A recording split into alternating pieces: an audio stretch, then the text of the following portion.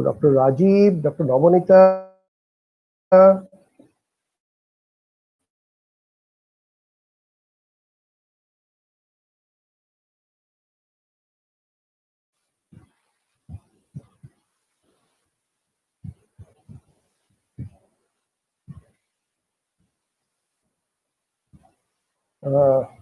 Possibly we need to wait for some more minutes.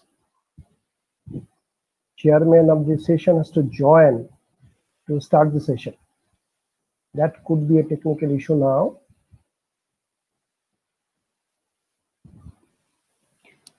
Yes, sir. Good afternoon, sir. I am Asharani here. Sir, Asha. yes, sir. Yes, sir. Sir, we are waiting for Saurabh, sir, to join. Sure. Yeah. Actually, Rajiv De, sir, is actually handling the other session, sir. Rajiv Desari is handling the other session. Yeah, yeah. Actually, since recording is going on now, I have used his link here. Okay. Yeah. Yes, sir. Yes, sir. So, and what about our speaker in this session?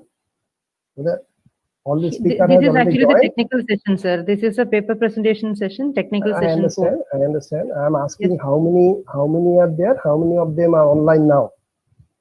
Now I can see 10, including me and Tapan, sir. No. I'm asking for the speaker who will speak in this session.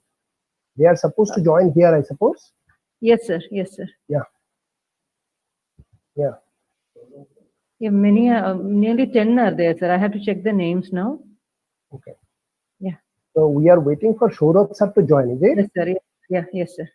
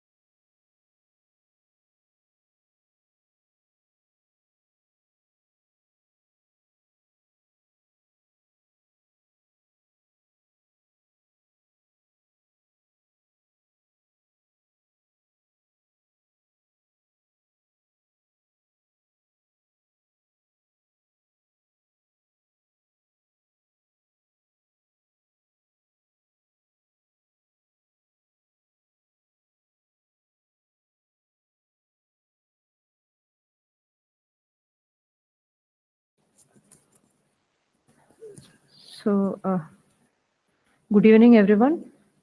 This is for cross-verifying whether all the authors who are the presenters for the session 4, technical session 4 is available or not.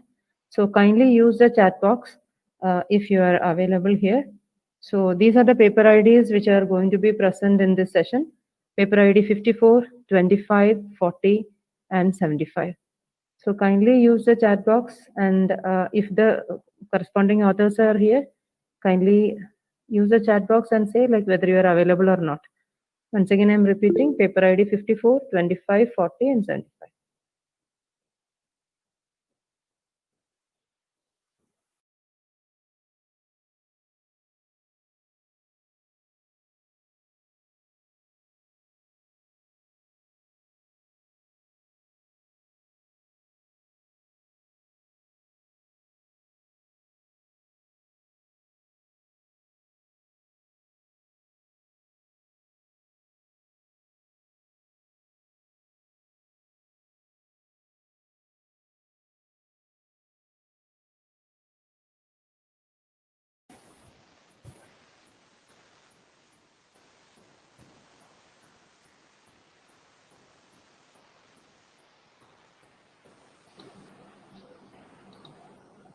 Hello. Rajiv. Yes, sir. Tapan, sir. Audible, Yeah, you are audible. There are two parties. There are two presenters present now out of four, I suppose. Okay, Saurabh sir will join shortly. I have called him, so Yeah. join in a few minutes.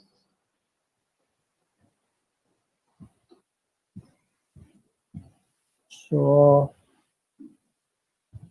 Sir.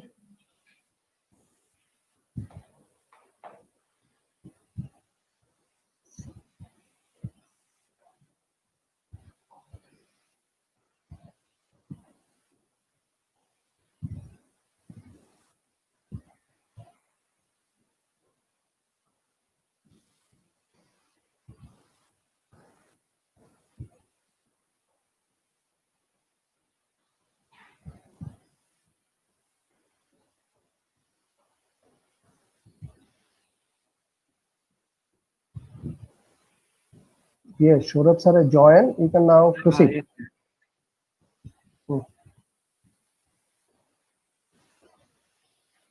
Good afternoon, sir. Yes. Yes, sir. Now I request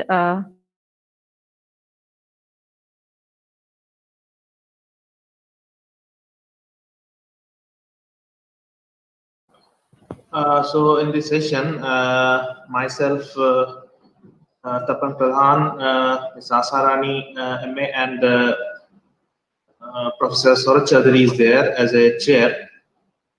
So let me introduce Dr. Chaudhary. Dr. Saurabh Chaudhary is currently a professor in the Department of Electrical Engineering, National Institute of Technology, Silchar, Assam. He joined the department in REC Silchar, now NIT Silchar, in the year 1997.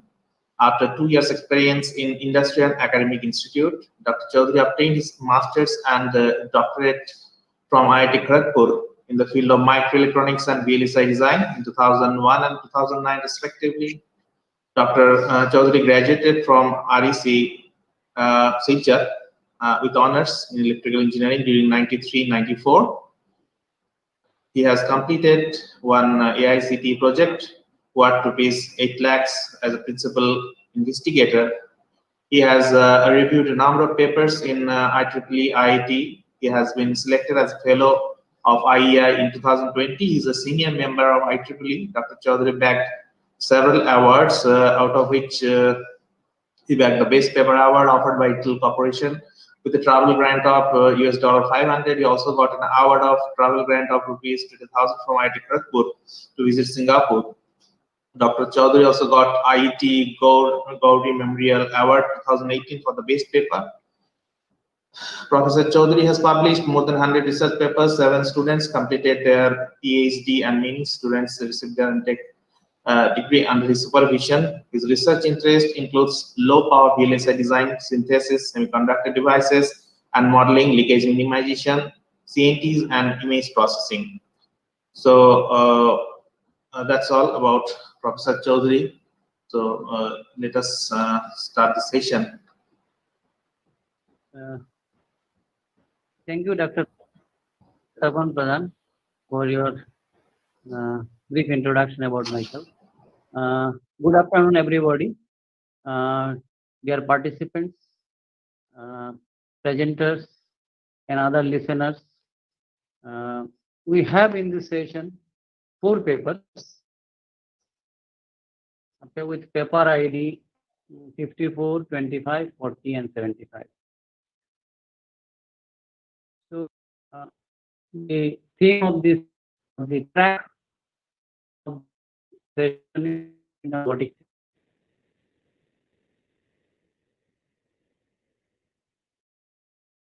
Sir, your voice is breaking. Yeah. Have you decided that what is the time that will be given to each participant for presenting? Sir, Saurabh sir, it is 15 minutes for presentation. Saurabh sir. Okay. Sir, as informed by Rajiv sir, it is 15 minutes for presentation and 5 minutes for the like question answer session. Okay. So do you have the name of the presenter? Here is a column, but as such blank. So I request Yeah, Presenter of paper ID 54 to present this paper Yeah. within 15 minutes, followed by question answer.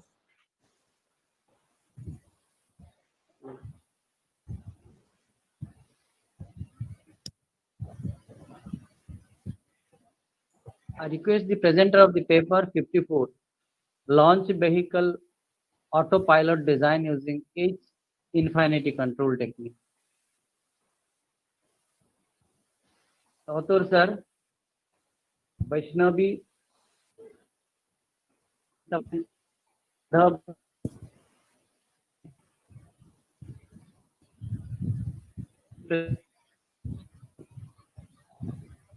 Thank you.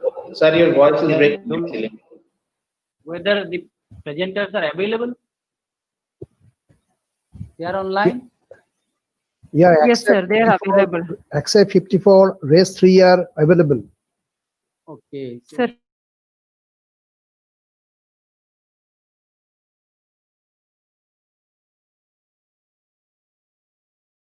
yes, sir, correct. So 54, please unmute yourself and start presentation.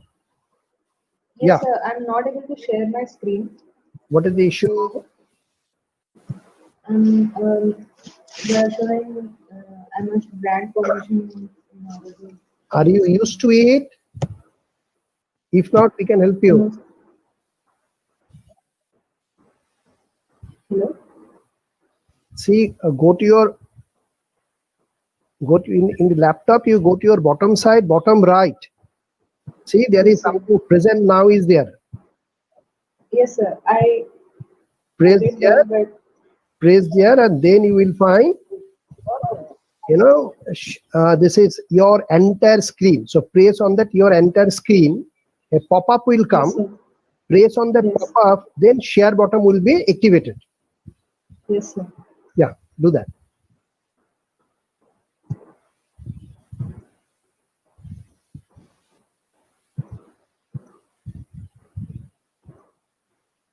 Yes, sir. Done? Yes, Yes, very sir. good. It's done. Got it.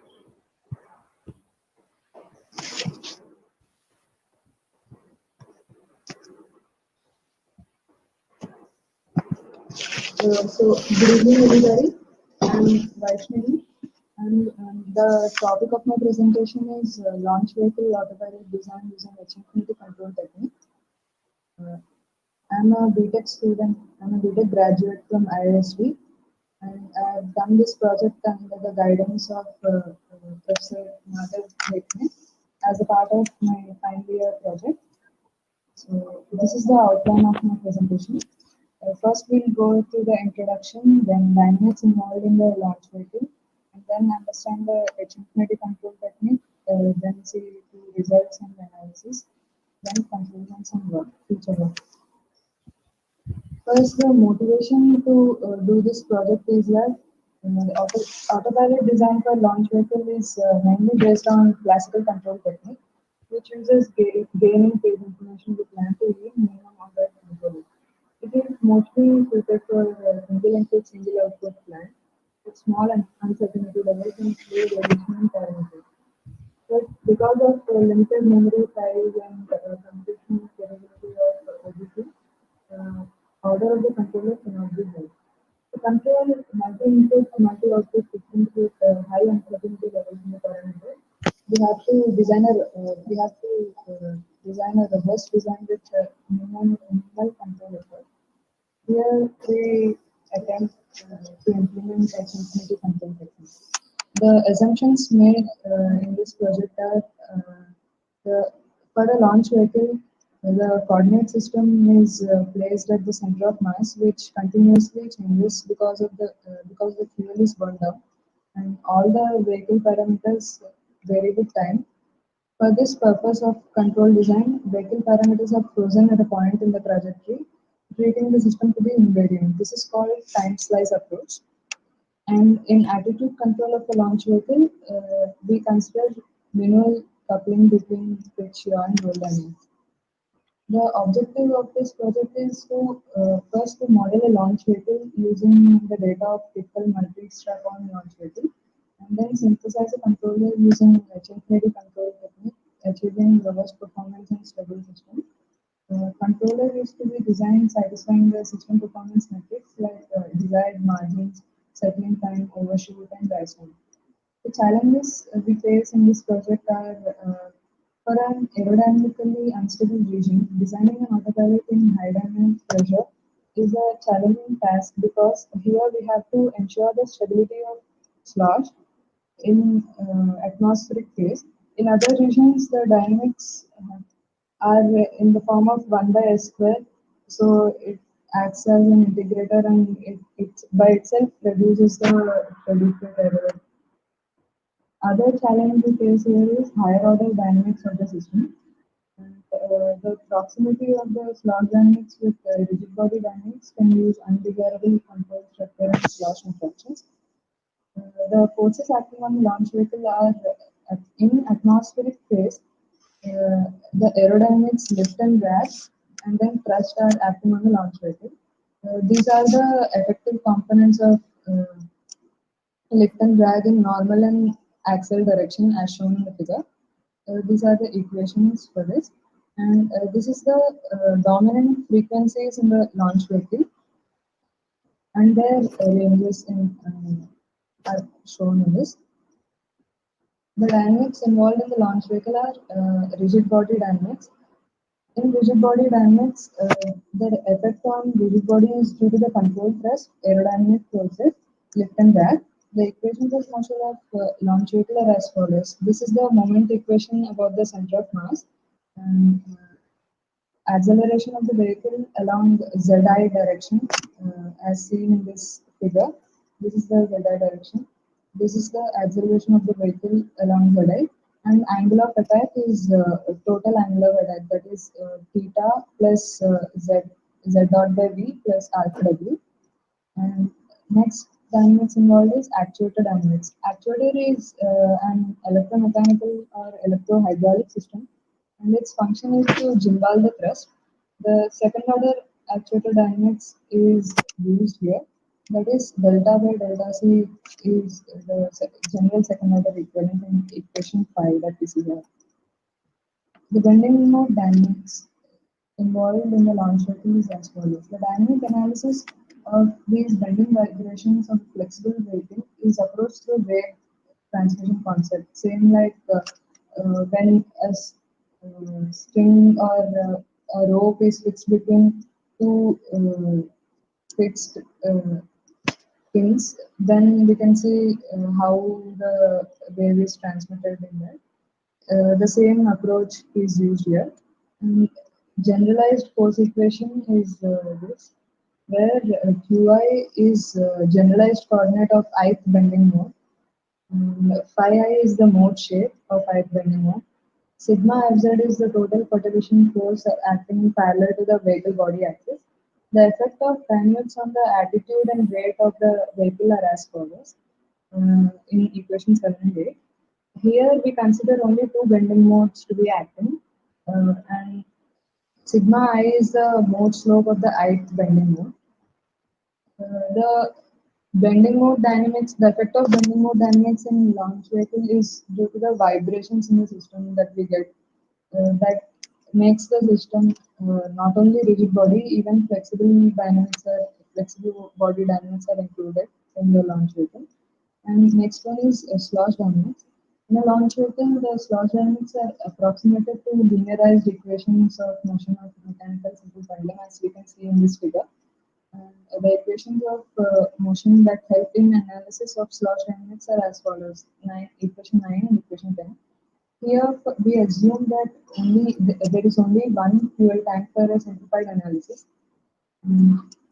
This is the now we discuss about the H infinity control technique. The basic concept of H infinity control technique is minimizing the singularity of peak values of certain system transfer function over a chosen region by the design engineer to meet the design objective.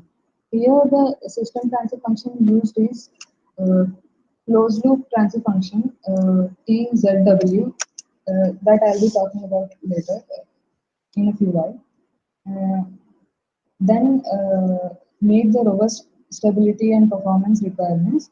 And the weights used to shape input and output signals are frequency dependent to meet the robustness and performance requirements. The problem statement of this project is for H-infinity optimization problem, we need to synthesize a stabilizing controller K such that H-infinity norm FL of P comma K is less than a specific value gamma. If gamma should be as low as possible for better robustness, and it can be attained at the expense of reducing the bandwidth like that.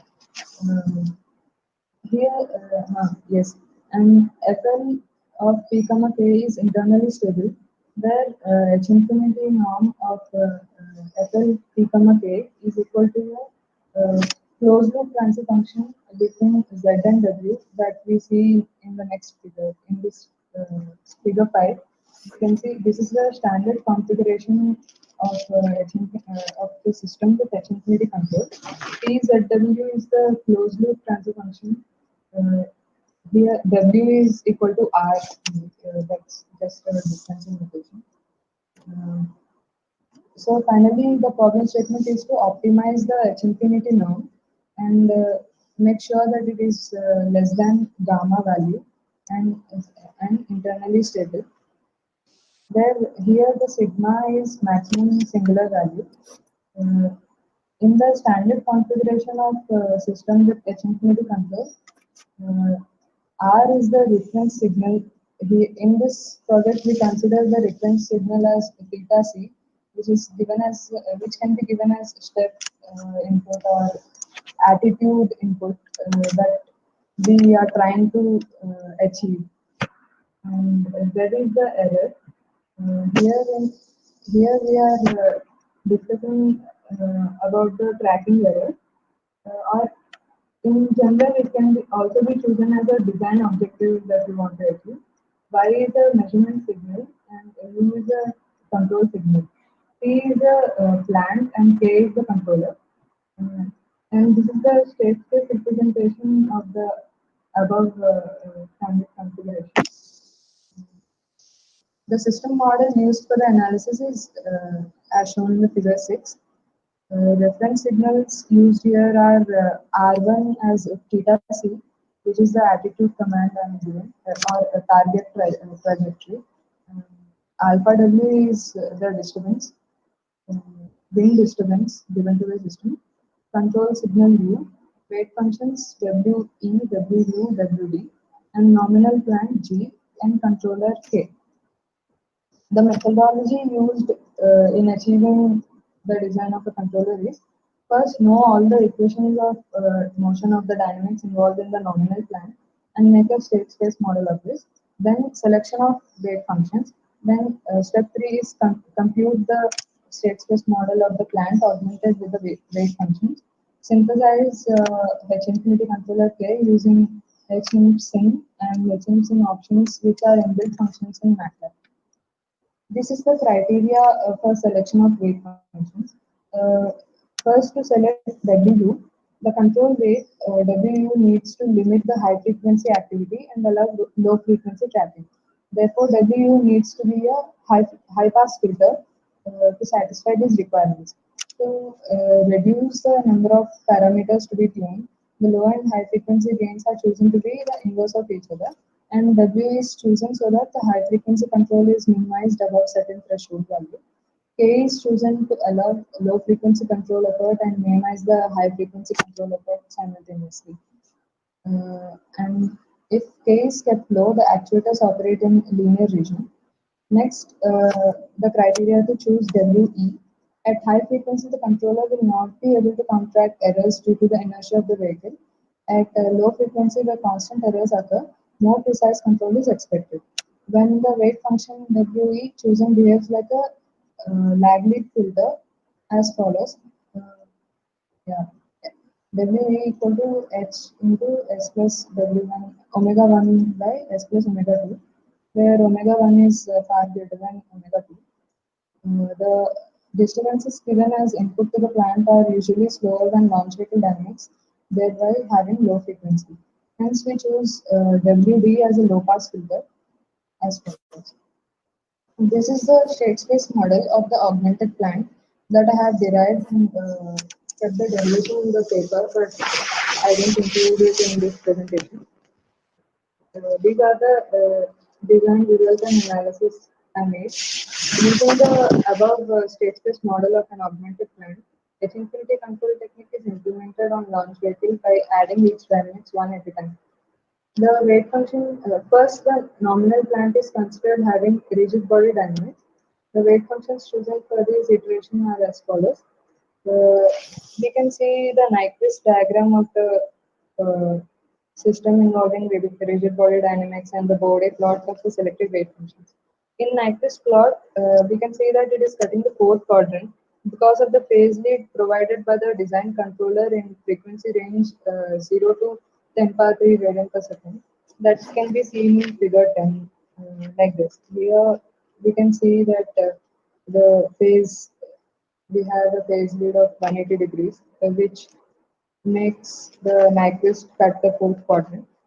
And this is the time domain response of the system with disturbance input as 1 degree. Here, the performance of the H infinity control observed is satisfactory. And this is the H infinity controller, Bode diagram. H3 is attitude path controller and H4 is rate path controller. The pole zero form of the controller is as follows. In the pole zero form, we can see that there is a pole very close to the origin, which means it acts like an integrator, or it can be further reduced using model order reduction techniques.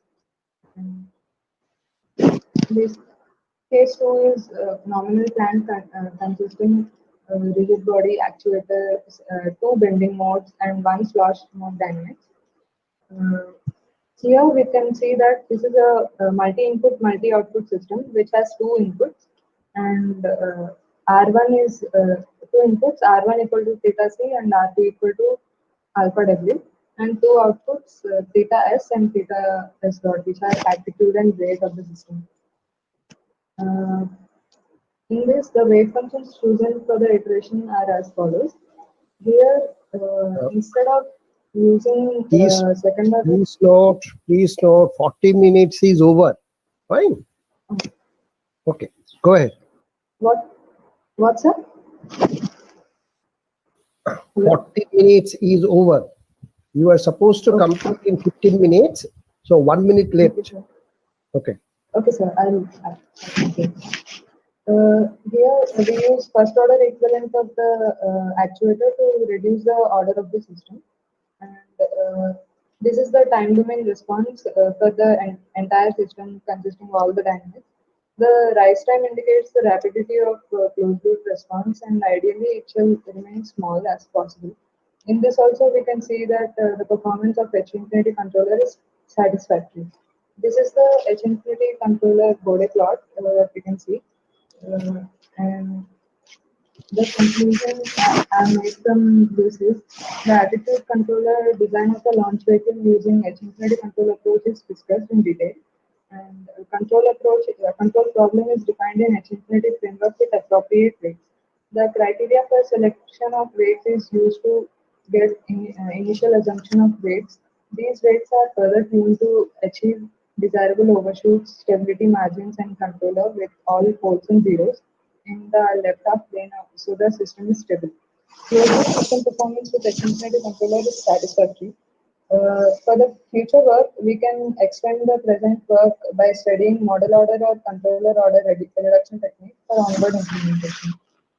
These are the references I have used. Yeah, thank you, sir. Any questions? Time presentation. The whole option for questionnaires. Shurab, your voice is getting cracked. It's not audible. Okay. Okay, again, then I will enter. Is it audible now? Now it's audible. Now it's audible. Yeah. Okay. So thank you, Madhav, for your timely presentation, completion of the presentation. and the floor is open for questionnaire.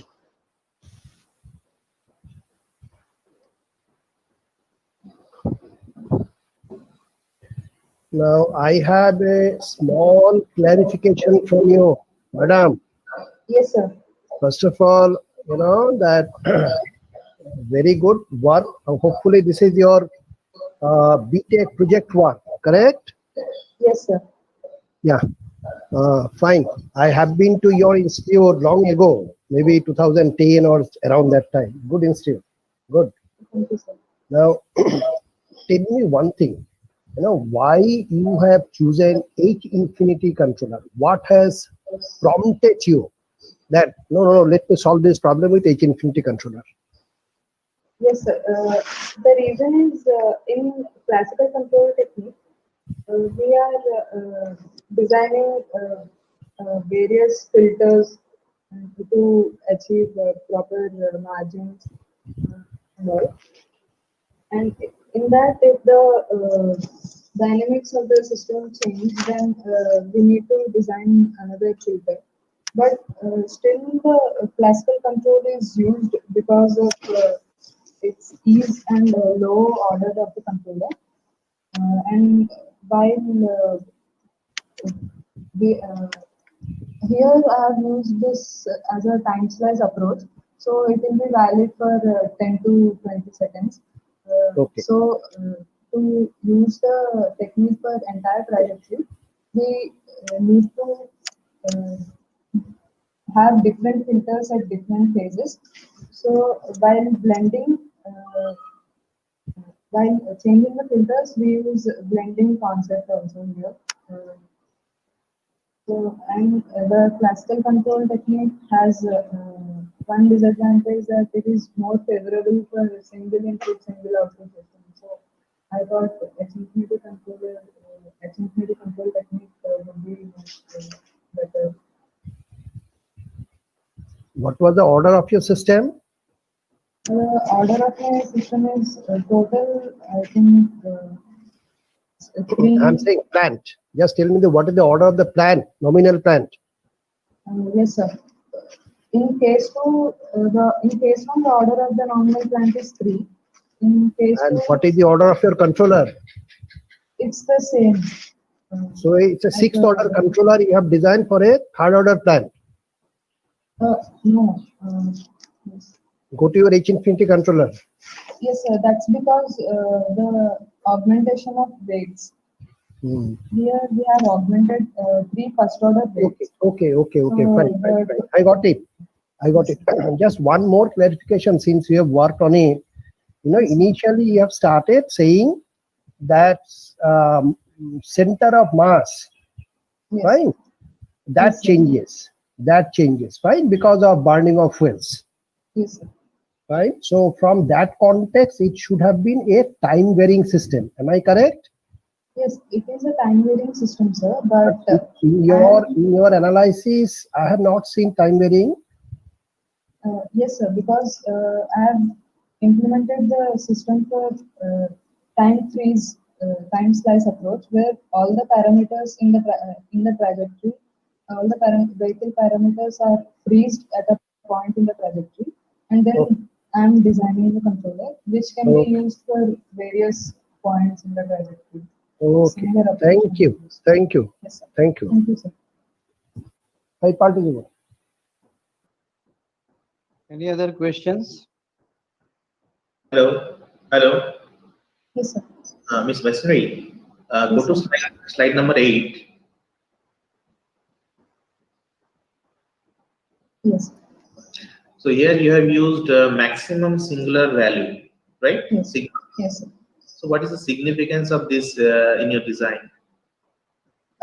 Actually, this transfer function, the H infinity norm I'm trying to minimize, it is actually the closed loop transfer function of the system, where we observe how Z changes with W input. Uh, that is the basic concept of H infinity control technique. No, how are you getting this maximum singular value? Uh, in our design, we used a MATLAB inbuilt function for this. So all the math is not done by me directly. Okay. Okay, thank you.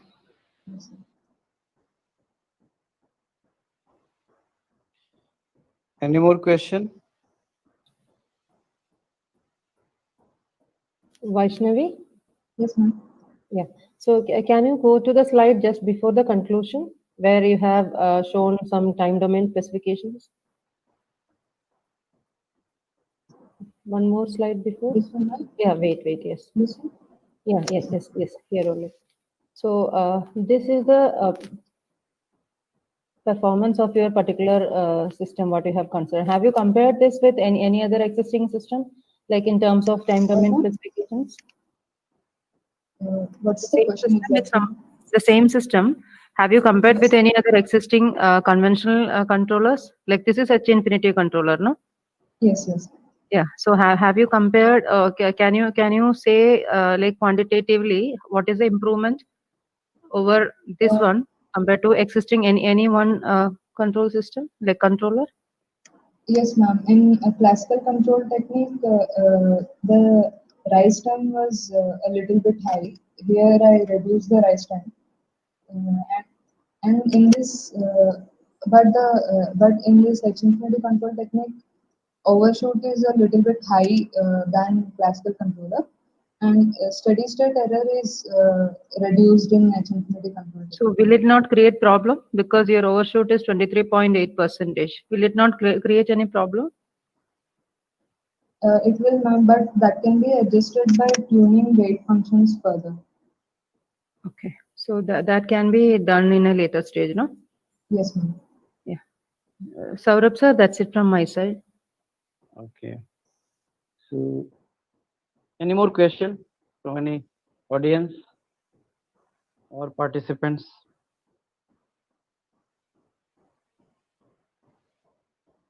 So, if there is no further question, then we thank Vaishnavi for nice presentation of our work Thank you, sir. and go to next presenter for the paper ID 25.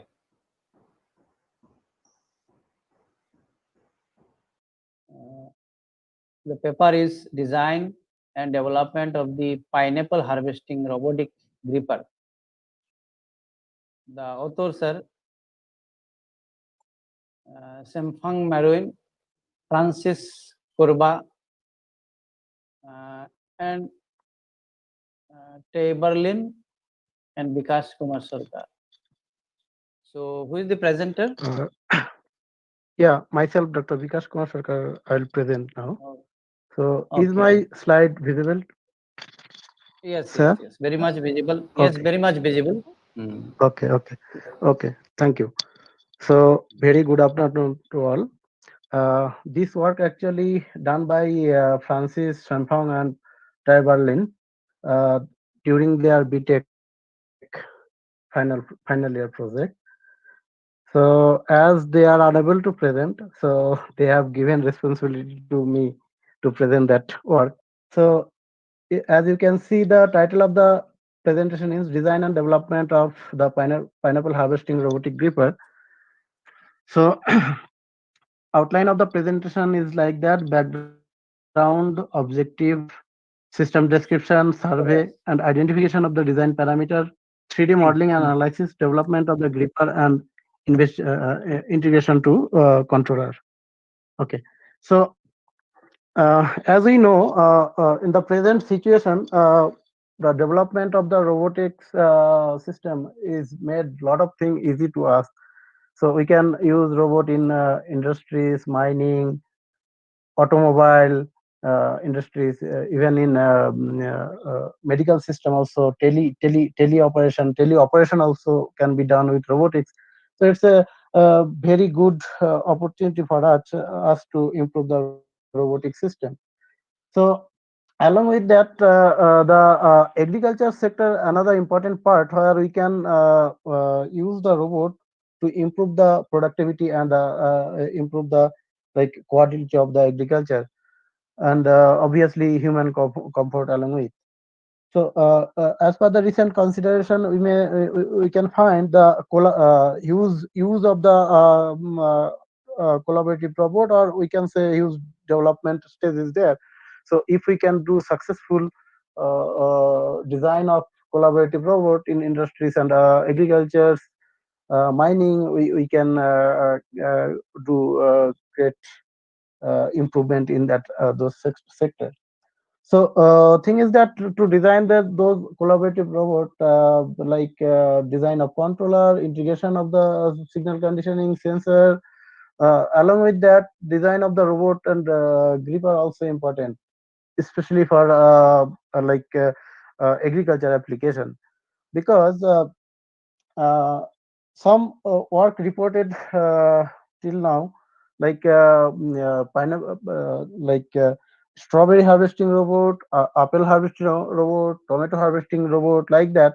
And as the uh, geometry and property of those different fruit are different, so especially the gripper design is very very important to for safety of those like fruits, because the mechanical plucking process when robot will work while harvesting, the damage may occur in those fruits. So that's why for like every by a single robot or single robotic gripper, every all purpose cannot be served.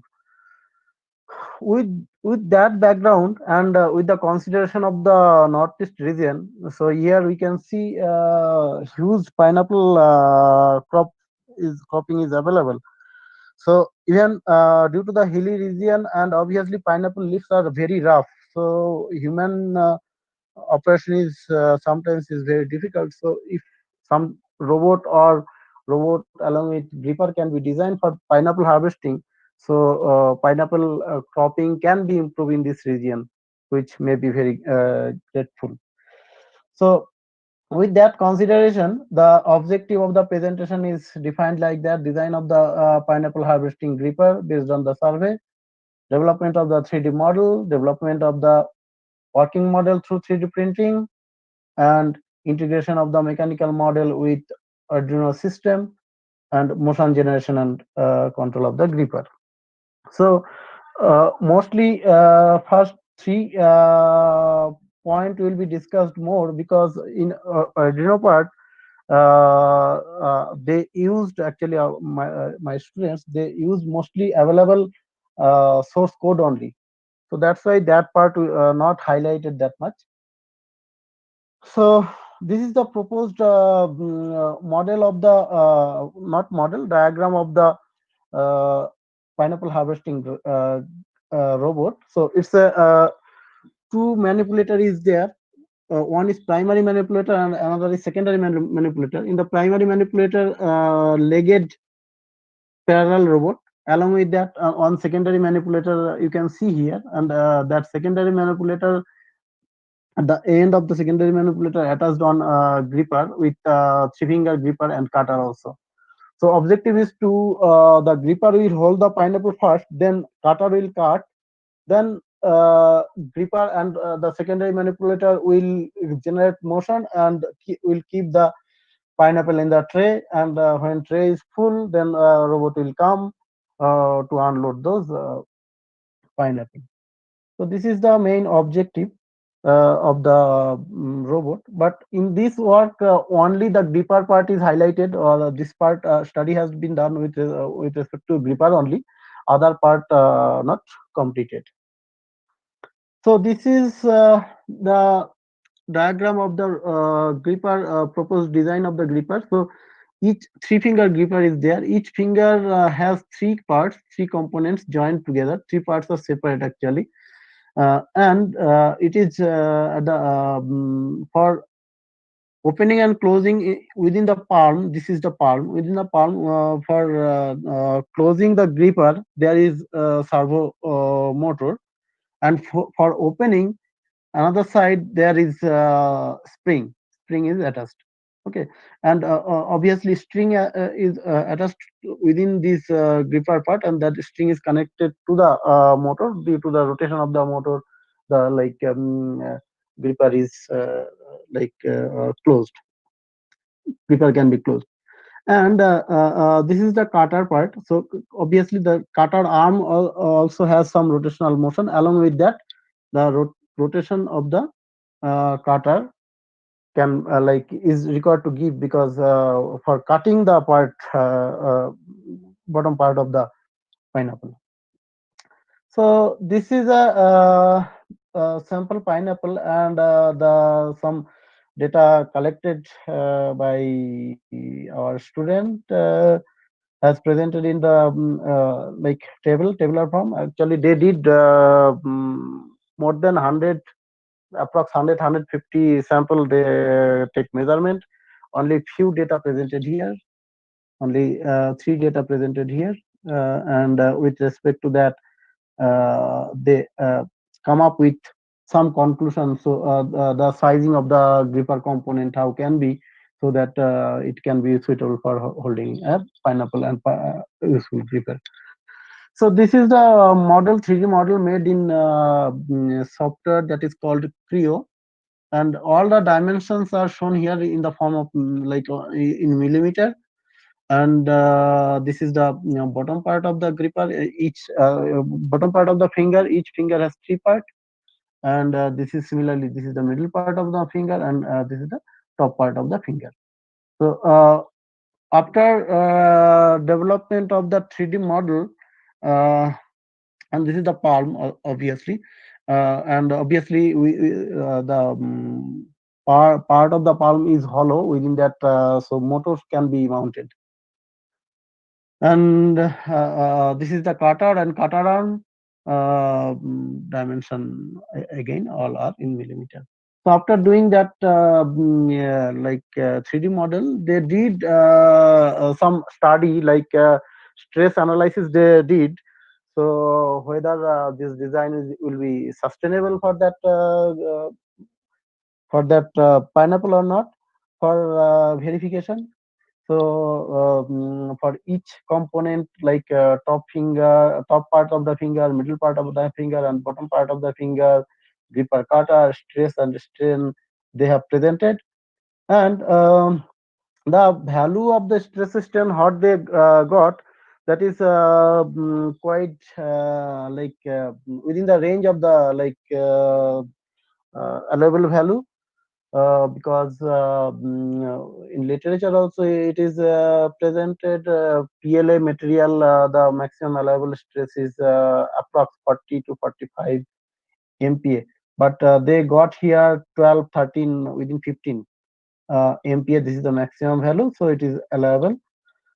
So after that analysis, what they did the 3D printing using a 3D printer. Obviously, the printing material is the PLA, and the printing condition also shown in the table.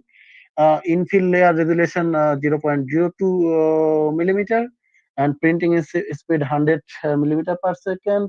Nozzle diameter 0.04 millimeter, and ambient temperature kept as 23 degree plus minus 2 degrees centigrade, maintained like that.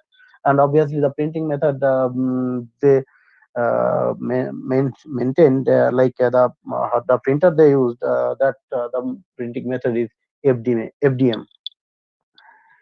And after printing, they assembled all those components.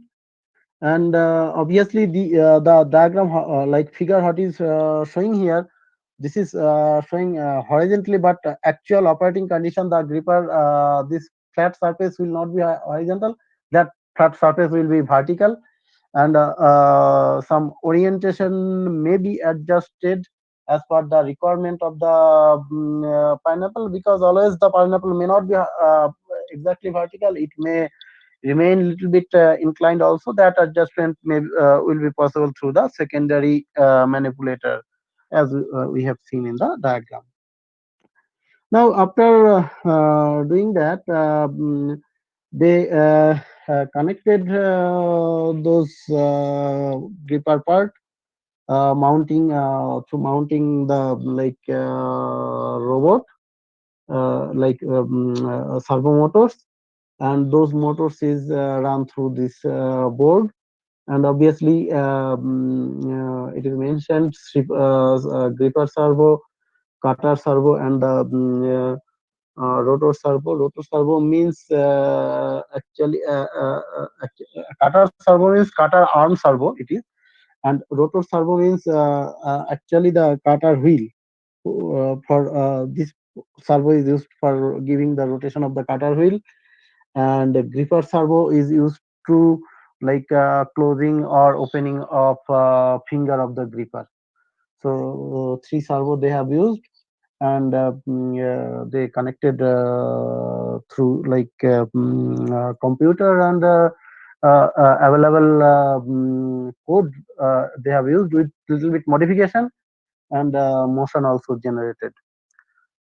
Now, what we can conclude here, what they did here, pineapple harvesting gripper they have designed, and based on the survey, market survey, and Creo they have used for the Creo software they have used for 3D modeling. They did 3D printing for the development of the component working model, and that servos are connected together, and finally this cutter also motion also generated through the Arduino board. And the future scope is development of the primary and secondary manipulator to make a full working model for the for the pineapple harvesting robot. So these are the reference. So that's it. Thank you.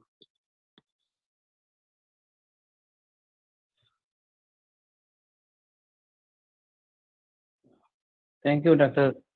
Bikash Kumar Sarkar, for a Thank you, nice sir. presentation of the work. So, I the floor is now open for questionnaires. If anybody has any question on it, you may ask.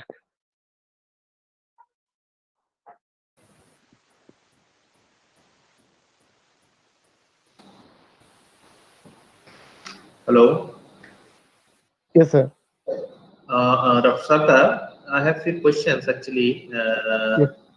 So, first of all, it will be actually convenient if you put slide numbers. I mean, that is missing, I think. So, I mean, help us to go to the Yes. Slide number is missing here. Yes. and I mean, the question related to this work is first question is how can it block in the slope of hilly area whenever I mean this automated machine is loaded with fruits. I mean, what are the arrangements that you have made with the system? No, actually that part not addressed yet. There is a possibility to develop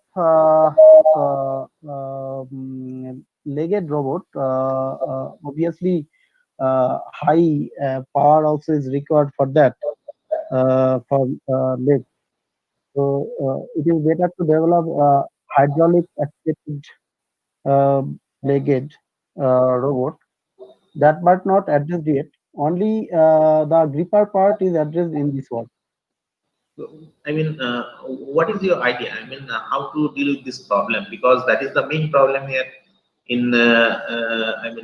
During my visit to Ceylon, I have seen that it is actually, cultivated on the surface of the hilly areas. So, I mean, just Yes. moving along the hilly area and plucking pineapples is not so easy. So, what could Yes. be the solution? Is there any Yes. idea? Yeah, it is. Actually, hilly terrain, na? So Ye- the places are not flat, it is hilly terrain. Yes, yes. So actually, main idea is to like as it is hilly area, so that's why the robot which will be suitable for this region is legged, not wheeled robot. Okay. So wheeled robot will not work. That like very difficult to maintain actually. So legged will be better on. And there lot of the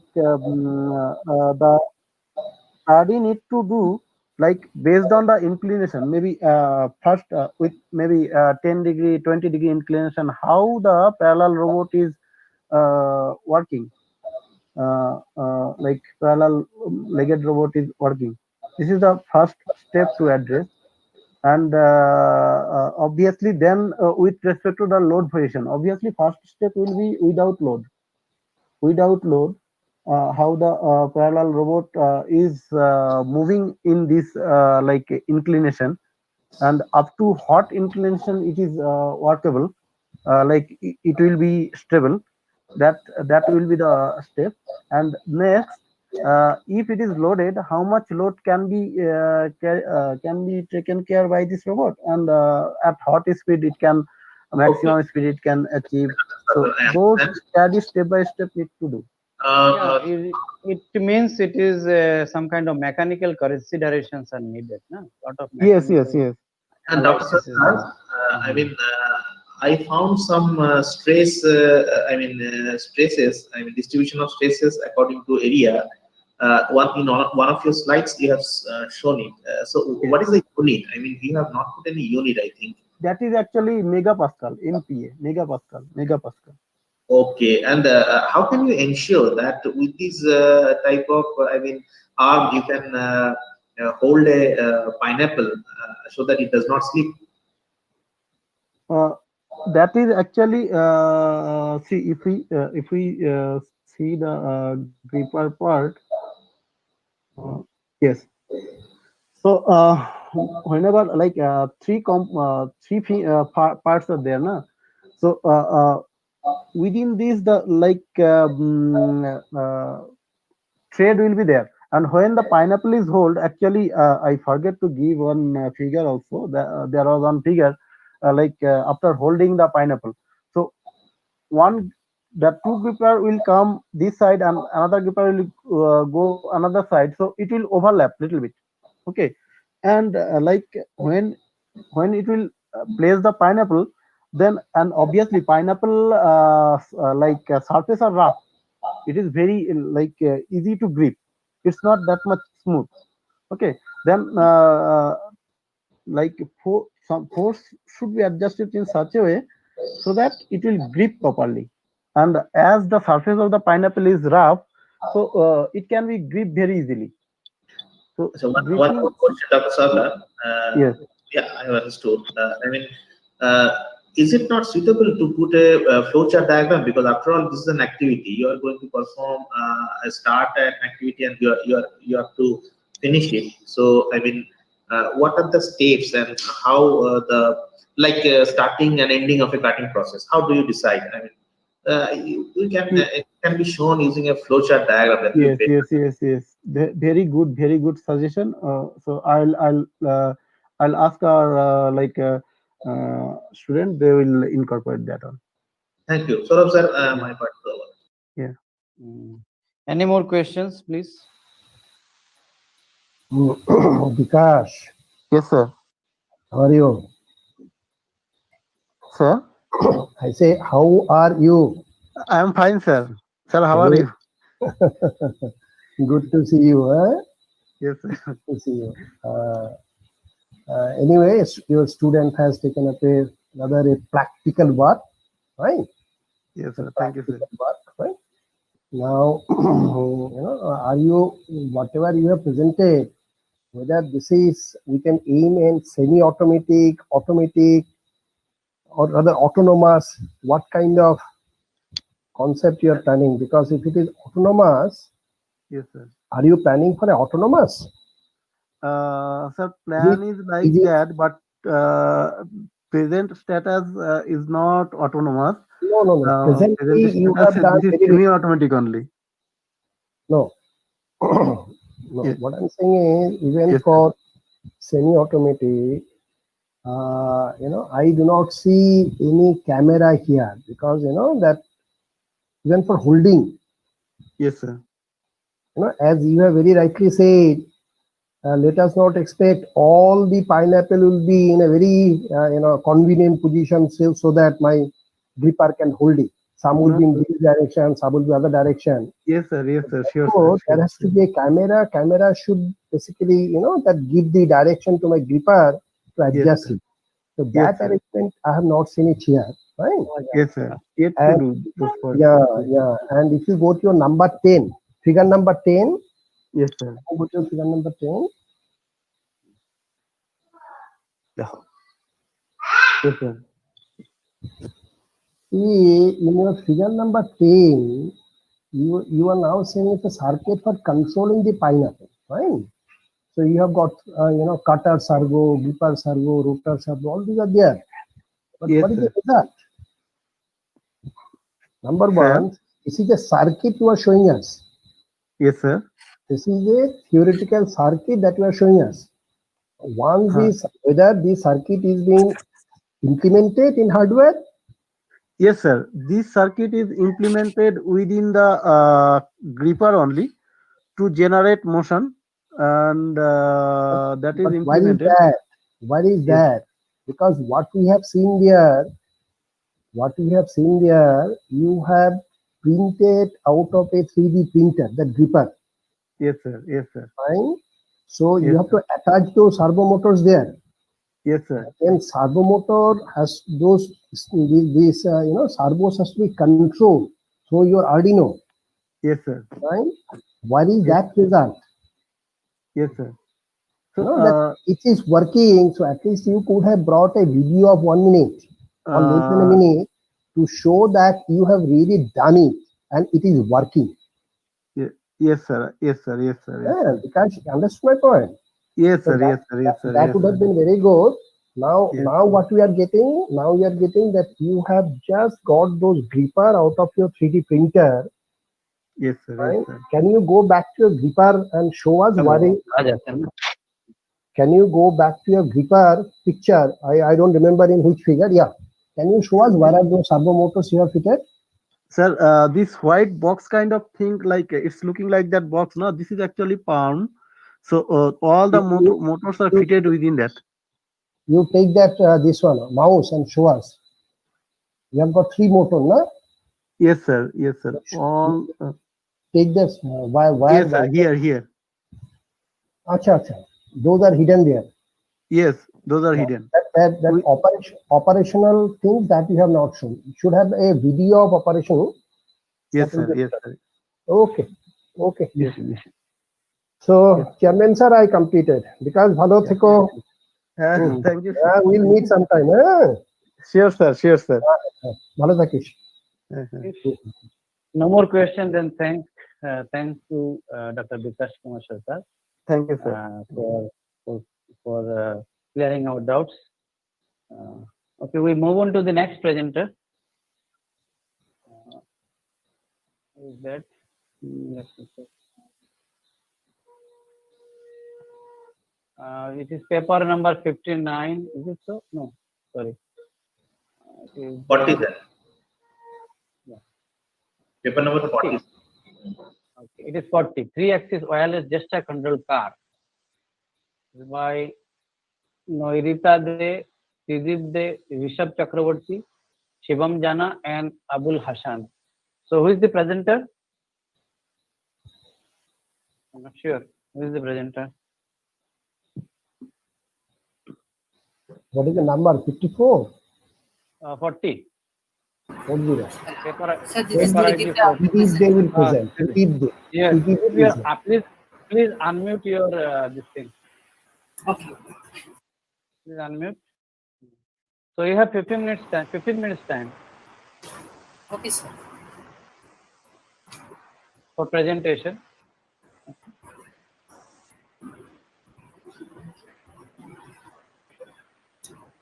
So first of all, I would like to give a humble time to allow me to present my work here, and also humble gratitude to my mentor, Professor Marita Day, because without her help, my project, my work was quite unable to complete. And If a as little introduction about yourself. yes, sir. Ma'am Pradeep De. I have graduated from RCC Institute of Information Technology, and right now I'm pursuing my MTech from Calcutta University. So this work, three-axis wireless gesture control car, is my BTech project actually. So my screen is visible. No, it is not visible. No, your screen is not visible. Not visible. Share it.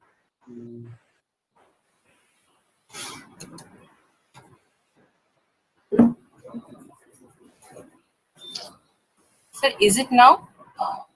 No, it is not visible. You stop presenting, then you share your presentation. Huh? I think you have actually selected the whole screen. Oh, okay. You stop presenting? Yes. So right now it is. No, you present now. You go to present Present now. mode. Yes. And sir, entire screen. No? No, I mean Nothing your is there. presentation is okay. I mean, if you have presentation, select the presentation only, one window. If you go to present now, there are three options: your entire screen, window, Chrome tab. So you select window. Okay.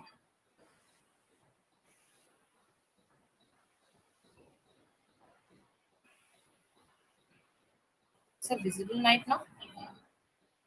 Yes, it's coming. Yes, sir. Okay, sir. Okay, sir. It's not visible. Okay, sir. I thought this was good. So, Now you put in the presentation mode. yes, sir. Sir, should I repeat it again? Start. You can start again. Talk about your. Talk about Okay, your sir. presentation. So my name is Trideep De. Graduated from RCC Institute of Information Technology. As I given a humble gratitude to my mentor, Professor Marita, and thanks to all for giving me the opportunity to present here. So right now pursuing my MTech from Calcutta University. So this work, three-axis wireless gesture control card, was my BTech project actually, final year project. Uh, so, so my main objective, I'm going to cover this content actually. Here we can use, I can say the purpose of the project and the entire methodology and each and every steps I have used in the procedure, and the result also will be shown there. So my purpose of the project is our technology is skyrocketingly reaching the sky, and medical science is also getting the improvement also. So we have think about the person who are physically challenged, they can't even work. Actually, we have considered the person who can't even work actually, but their other physical part is okay. Here we have considered that the hand is okay. If the person's hand is okay, then they can move the hand, and this gesture will be recorded, and according to the gesture their wheelchair can be moved. So the so uh, getting a wheelchair was quite difficult for us and but costly also. So that's why we have represented a small demonstration of a car, and we have proceeded actually.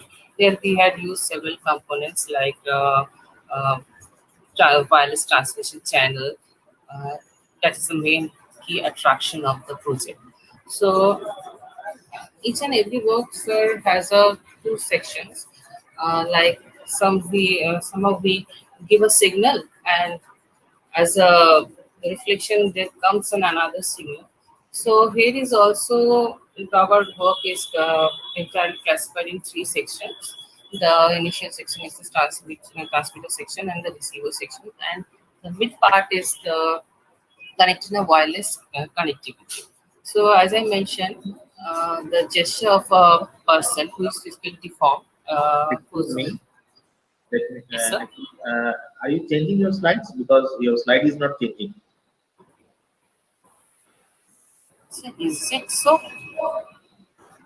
You please put it in the presentation mode and you change your slides because we can see your first slide. Okay, okay, okay. Okay, sir. Now it is okay, now. Yes, yes, So the changes are visible. yes, yes, yes. Carry on.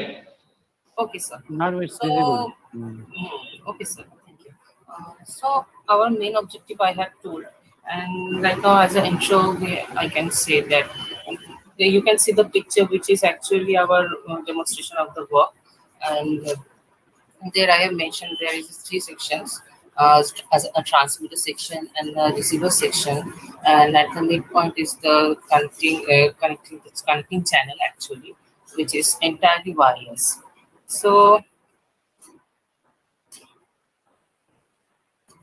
So here we have arrived at the metallurgy section. So I have already mentioned that our work is divided in three parts.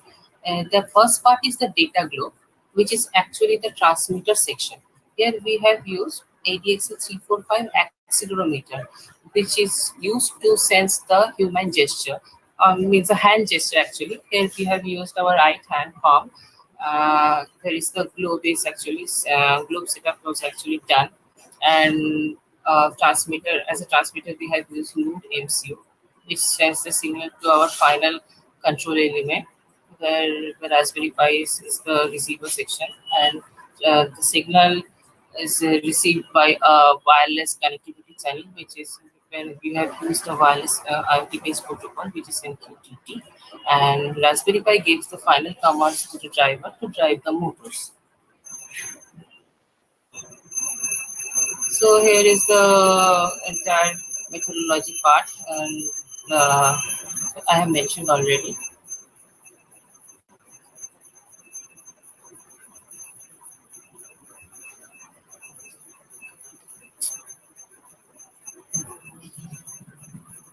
Sorry for the distraction, sir.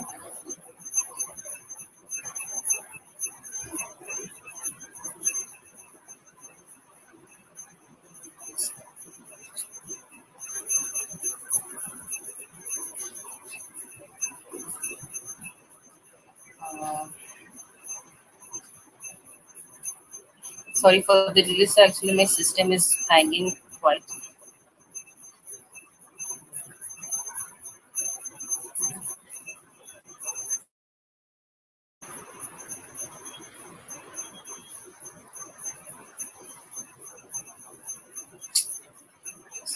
Lot of noise is coming.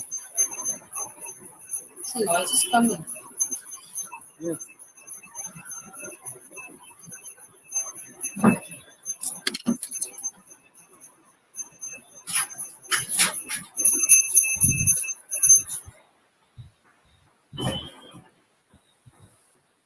Pradeep, Pradeep, Sir, very much sorry for that because no, my system is hanging quite. please, please, please, please do one thing. I think you just come out. Fine, try to rejoin. Maybe your problem will get solved. Because what had happened is we are getting lots of noise from your through your mic. Fine. And once you come back, please put your PPT in slideshow mode. Then it will be better visible. Okay, sir. Sir, then I'm leaving the session and I'm joining again. Yeah, yeah, do that. Do that. That will help you. Okay, sir. Thank you.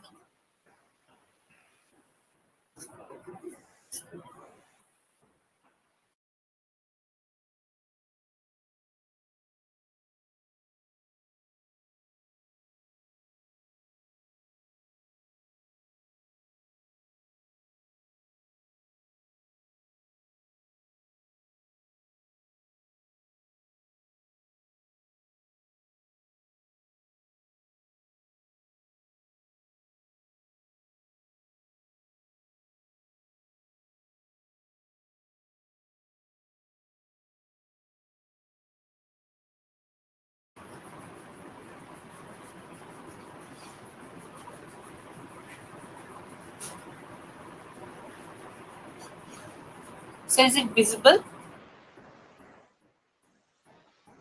Yes, it is coming. Now you put it in the presentation mode. There is a button in the bottom of your slide. Presentation mode. That fourth button. Okay.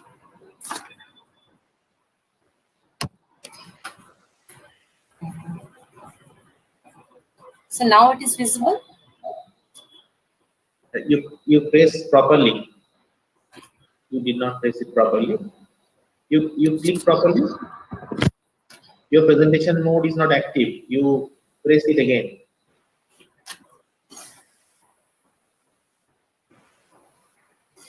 So right now, Sudeep, yes, sir. at the top, see, there is something, there's a pop-up. You have to press that enable editing. Press that at the top. Yeah, press that.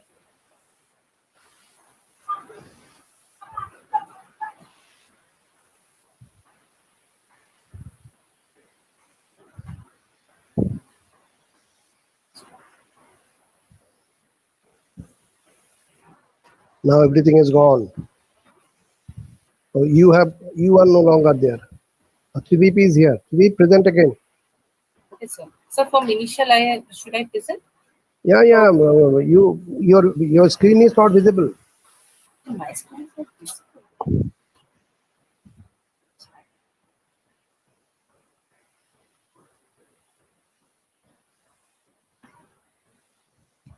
Very much sorry, sir. This distraction.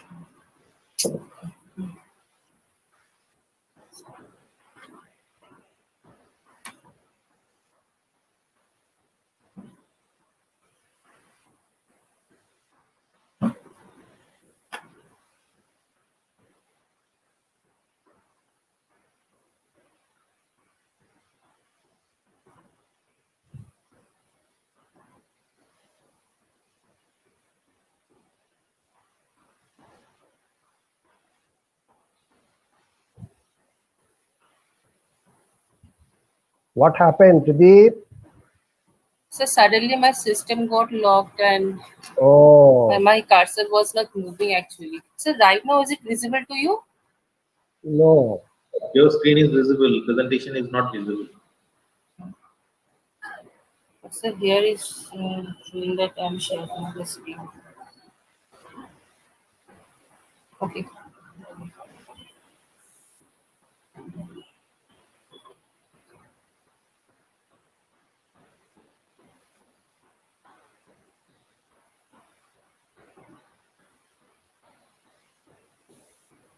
So right now, Riddhi, first you do one thing. You first stop presenting.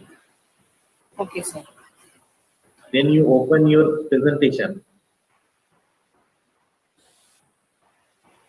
Now you open your presentation. You have opened. Yeah, it is opened actually. Now you go to present now and Yes. select the window. Yeah, I have selected and there is option showing that share. Now you share. So is it now? Yes, it is coming. Yes. Yes. Now you put in the presentation mode. I think it will work now. Yeah, Is very it? good. Okay, Yes, sir. it's working. Thank you so much for your guidance. Sorry, sir. There is a lot of disturbance I have faced, and you are also due to me. Yeah, carry on. Sudeep, Yes, sir. use that pointer. Right click here. No, not this one. Right click. Yeah, come below. See pointer options are there. No, sir, it is not showing actually. Okay. Go ahead with this cursor. Okay, go ahead. It's actually, my system is quite old. That's why. So Sir, should I continue from methodology? Yes, please continue. You have got 15 minutes total, huh? Yes, sir. Okay. Understand.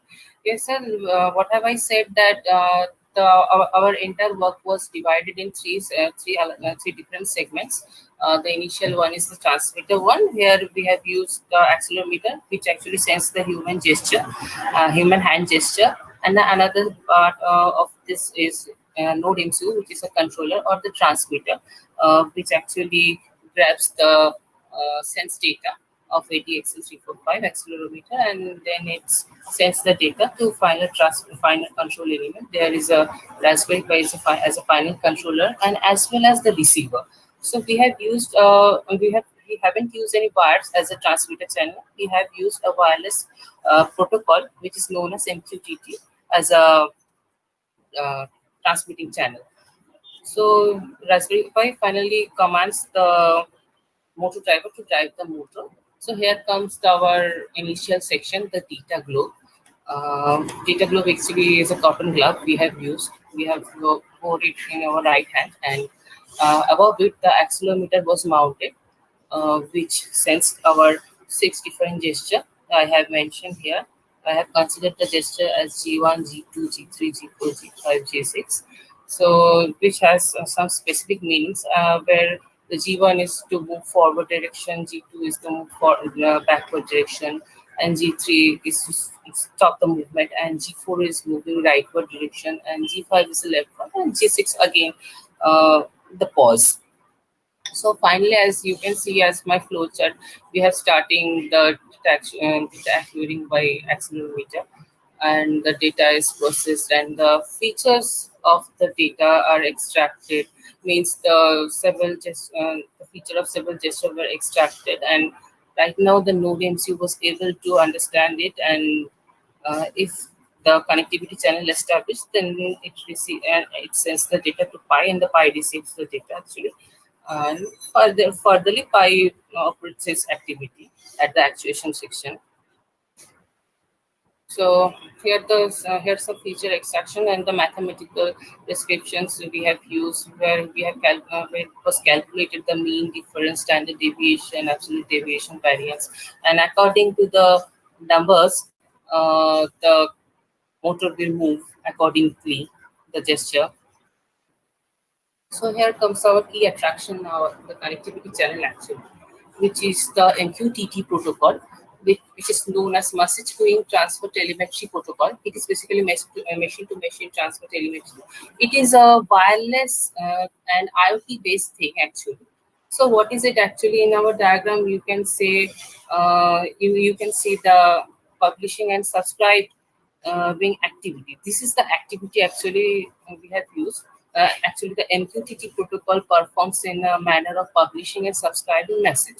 So, in a MQTT protocol, there is a heart, and as a heart, there is actually the MQTT broker. It is a heart actually, and there is several clients. So, clients are connected with the broker section.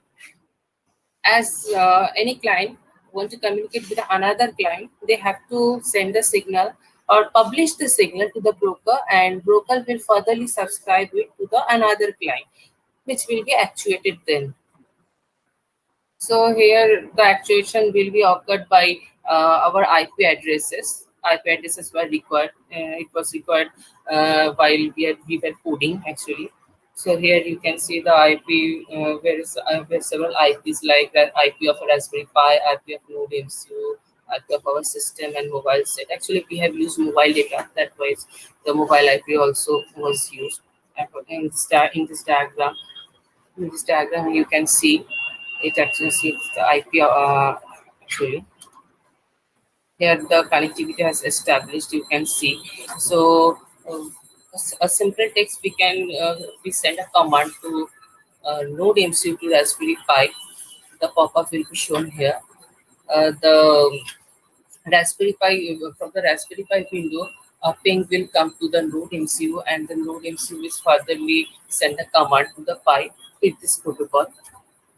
So here was our final card element, where actually it is the receiver section, and the Raspberry Pi is the receiver. We have chosen the Raspberry Pi as our controller here also, because the features of our Raspberry Pi was very much seemed very attractive to us, and it is very multitasking features actually we have seen there. And the Pi is connected to the motor drivers, and it receives the section from the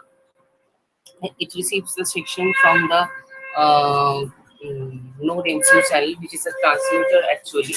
The transmitted signal is received by the Raspberry Pi and it further sends the signal to the motor driver, and the driver will move accordingly to the signals which the Raspberry Pi has received.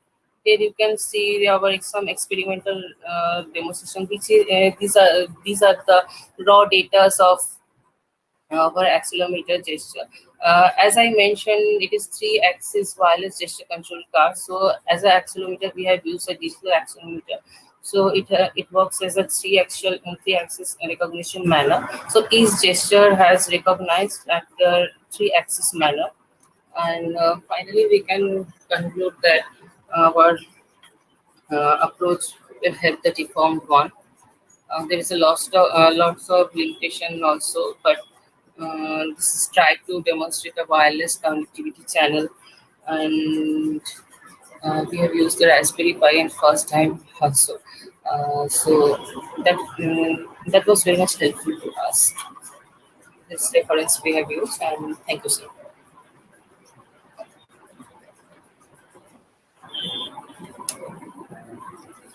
Is there any video demonstration of it?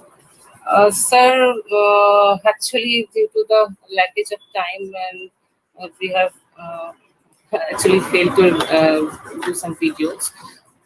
So that is our drawback, actually. Sir, we will remember your suggestion. Yeah, it could have been a nice. Yes, sir, it will be very presentation. nice if we had any video demonstration there. Yes. Anyway, thank you very much for your Thank you, sir. good piece of work. It's an application of an embedded system. Sir, your voice is quite breaking. So, sir, your voice is breaking actually. Yeah. Am I audible? No, Sir, it's sir. breaking too. Audible now? Am I audible? Yes, sir, right now, sir. Hello? Yes, sir, yes, It's sir. okay, sir. Sorry. Yeah. What I feel is that it's a nice piece of work that you carried out during your BTech project. It's Thank you, an sir. application work related to IoT and embedded system. Now it's open for questions. So if anybody has any doubt regarding this or any suggestions, you can just go ahead. Yes, sir, sure.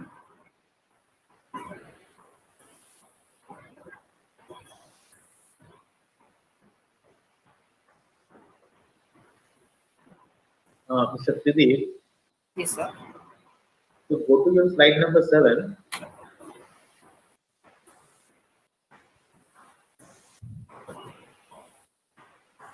Yes, sir. So just put it in the presentation mode. So I mean, in this flowchart, don't you think that many things are missing actually? Like in the decision box, if connecting, so there is no yes or anything like that. Yes, sir. Actually, that has actually been wasted. Actually, if it is connecting, that we should really say yes, or else it will repeat again. It should be Is there mentioned. any ending of the I mean this process? We don't find anything. Actually, sir, that is our drawback. Actually, So in the decision box, at least you have to put yes, no, something like that, yes, uh, sir. It have to be mentioned. and I mean no arrow is there. I mean in one of the you Arrows see, are not so connected actually. so the second thing is that can you please clarify the use of wireless network in connection to this gesture control? I mean this motion. How this wireless network is connected to it? Sir, actually, the wireless network is based upon this entire MQTT protocol, where I have mentioned that we have used several IPs.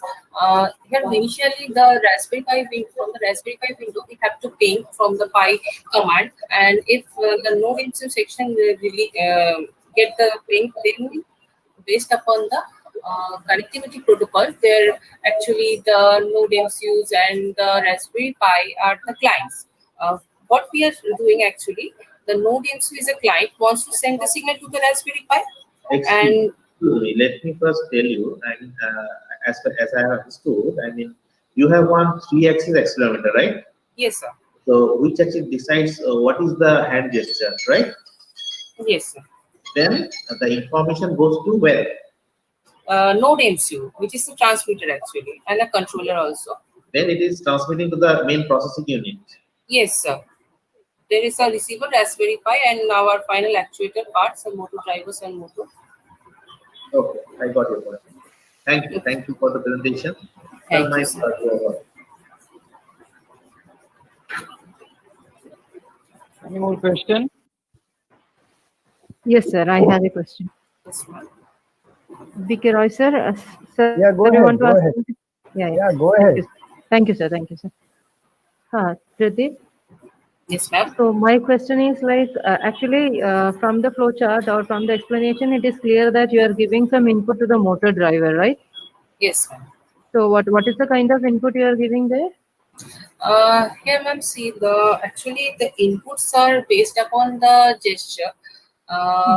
If I show you this slide, here you can see the Yeah, I have seen the presentation. Yes, yeah, please continue.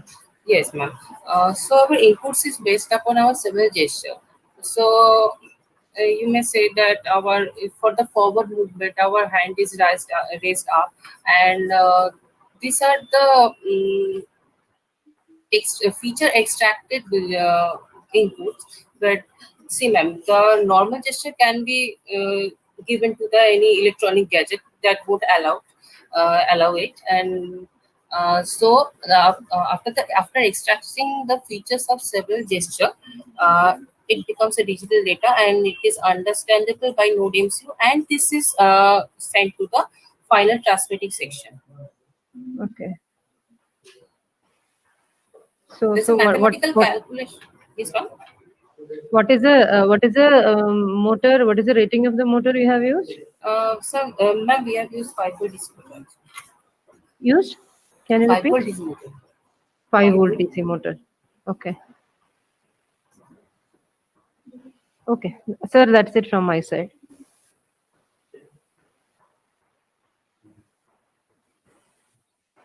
So, Jay, Yes, sir. one. yeah, yes, I'll take 1 minute. Maybe tell me, have you done any, the accuracy calculation? Sir, accuracy calculation means For example, that you are showing a particular posture of your hand, of your palm, right? yes, Now, sir. if you ask me to do exactly the same thing, I may be closer to that, but I may not able to replicate the exact thing, right? So Yes, that sir. in that case also, your system work. Have you tested all those? Yes, To sir. We what have tested, but results are not here? results were there actually, but I don't have any detailed idea about it. We have seen accordingly to the gesture, it is that's it. We did actually. What I'm saying is you are doing it for the disabled person. Yes, sir. For a disabled person, Disabled person whose hand is actually moving, but his legs Okay. he's unable to walk Even- actually. even with that, what I'm saying is, that whatever posture you are talking about, if that you consider to be one, then if I am very close to that, may say 80% of that one, whether my system works or not. So this is something uncertainty in my inputs. Yes, sir. Actually, this is. Okay. Second And part we are is you have made some kind of what you call wireless transmission connectivity. connectivity. Yes, So sir. suppose instead of that, if I have a camera which is inbuilt in the motor itself, and I take the image of that and do the analysis of that image, and I do the rest part the way you have done. Which one do you That think also will be can better? be. Yes, sir. Sir, your suggestion is very good. We will think about it and implement Okay. more attractive manner also. So thank Okay. you for Thank giving you. this suggestion. Actually, Thank you. that Thank you. can be done. Okay. Thank you. Thank you, sir. It's over. Tridib, Yes, one sir. more question from my end. Yeah, Yes, sir. one more question from my end. So you have used gesture, no? Yes, So, sir. like, have you verified that every time your gesture is correct? Like reading, that means the gesture recognition is one more aspect, no?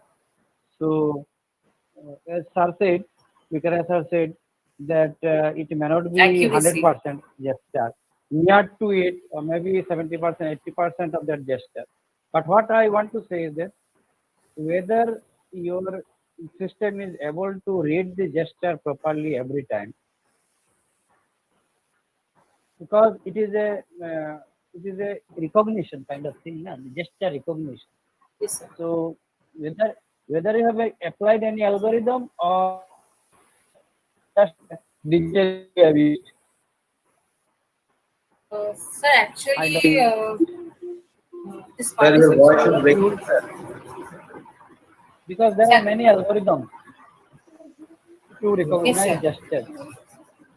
So actually, this part is not known to me, but I have applied a algorithm which is known as PLX-DAQ, which um, allows to transmit the data to audience actually.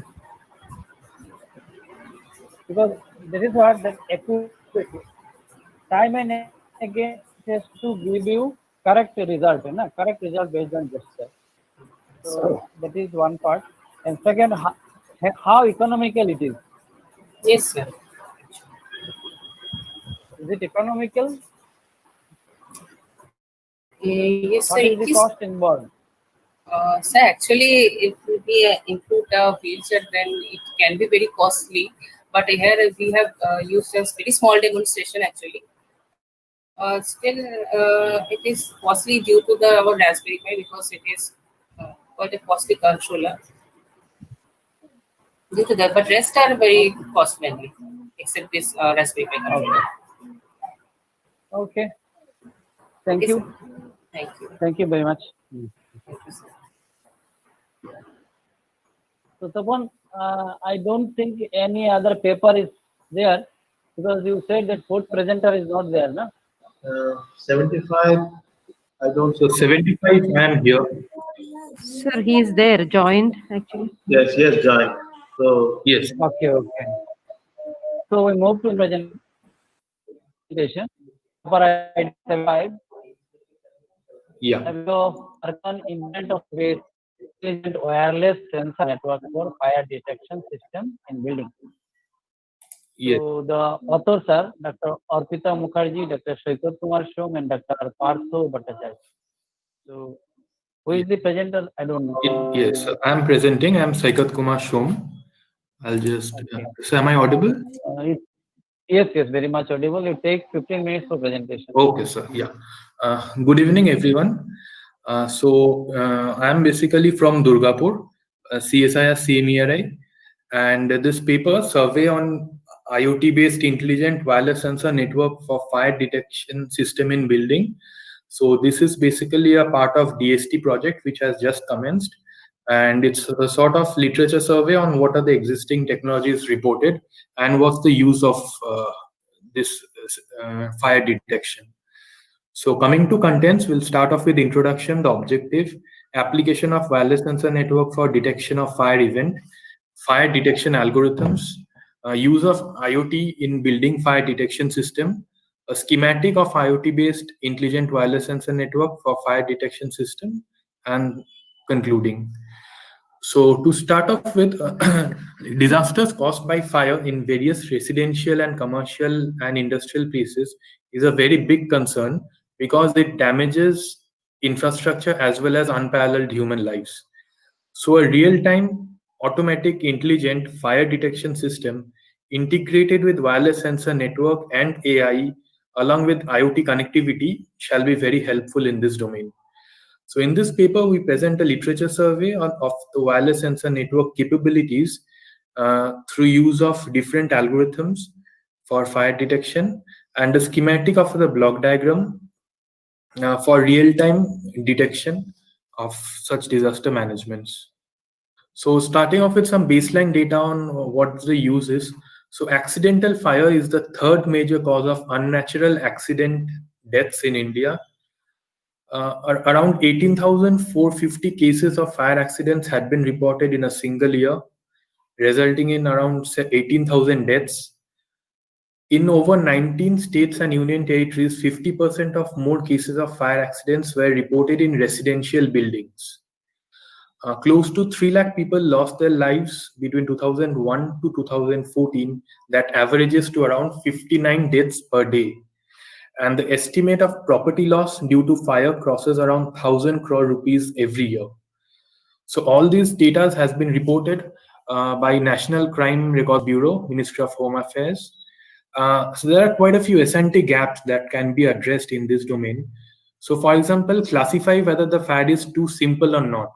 Like this is a major problem because the high false positives that is associated with legacy single fire sensors. So in most offices and premises, we do have well-established fire sensors, but they have a high rate of false alarm, and it is very difficult to actually identify a fire, a real fire, or maybe a matchstick, say small combustions. So that has to be addressed. Then inadequate component connections. For example, mostly connections are through copper wires. Prediction of fire condition using intelligence based on similar previous conditions. So therein lies the issues of promptness and accuracy. Then preparedness and communication before and after a disaster. So ensuring communication is very important, not only to report it to the appropriate authorities, but also to take protective actions after one such incident has been reported. And lack of unified digital platform using prominent advantages of the IoT-enabled technologies for fire management and real-time monitoring. So, and then there are several likely intervention areas that has been identified.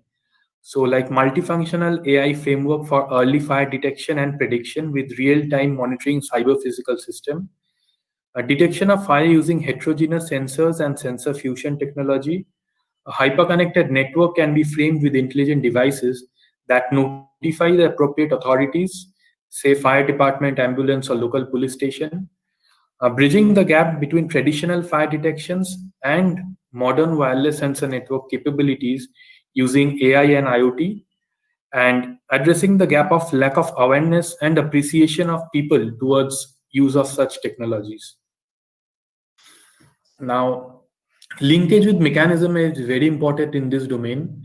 So we have already partnered with a IoT-based company that is Enthu Technology Solutions, as well as West Bengal Fire and Emergency Services. So their office located in Durgapur.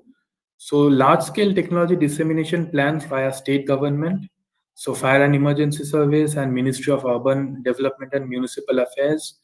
And there are other stakeholders and beneficiaries also who are involved towards implementation of this project. Next slide. Yeah.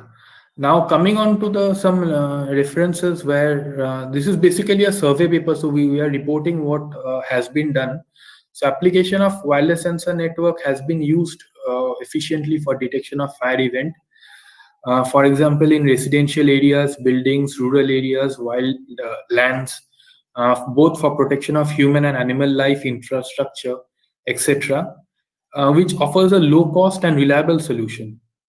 A paper reports a low-cost, power-efficient, reduced size wireless sensor network for fire detection using smoke, flame, temperature, and other light intensity sensors, and validated their accuracy in terms of false alarm by experimentation. A few papers have reported for a wireless sensor network using multiple combination of cameras and sensors, which also provides visualization of the area under monitoring, but it requires continuous human intervention. Another paper reports enhanced accuracy for fire detection using only low-cost temperature sensors. They have extended the work, adding more types of sensors, humidity, pressure, and position sensors. Similarly, a wireless sensor network with sensor nodes to sense air quality, relative humidity, direction of wind, and other gases levels has also been used.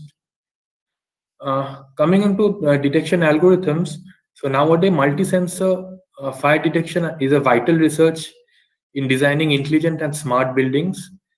So multiple fuzzy logic approaches, neighbor-based fuzzy logic 2, tree classifiers have been used for designing improved fire detection systems.